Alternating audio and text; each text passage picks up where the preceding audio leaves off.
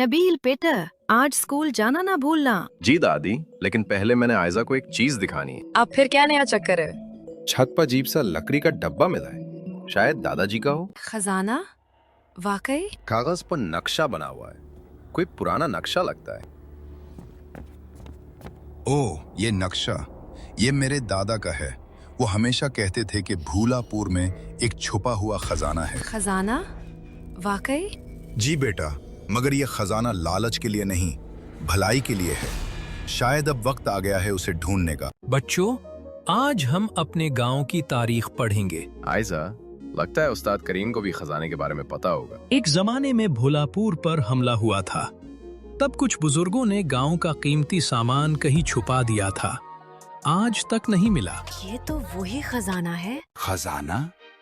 अगर ये मिला तो पूरा गांव मेरा हो जाएगा। चौधरी साहब, अगर बच्चे कुछ ढूंढते हैं तो हमें बताया जाएगा। हाँ, मैं चाहता हूँ वो बच्चे मेरे लिए काम करें। ये पहाड़ों जैसा निशान है, और ये दरख्तों का। ये पुरस्रार चनार वाला जंगल है, गांव से 2 मील दूर। तो हमें कल ही वहाँ जाना चाहिए।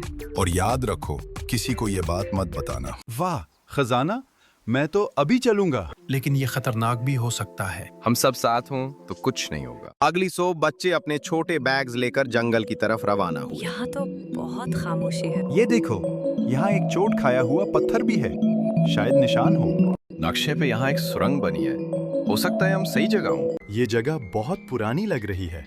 ये देखो, पत्थर पर कुछ लिखा है, सिर्फ बहादुर ही आगे बढ़ें। हम आगे बढ़ेंगे। मैं भी साथ चलूंगा बच्चों। आप यहाँ क्या कर रहे हैं? बस तुम्हारी हिफाजत के लिए आया हूँ। यह संदूक है, अंदर सोने या हीरे नहीं, बल्कि गांव के बुजुर्गों की पुरानी दस्तावेजात, तालीमी नक्शे, ज़रूरी तरीके, बच्चों के सीखने वाली किताबें।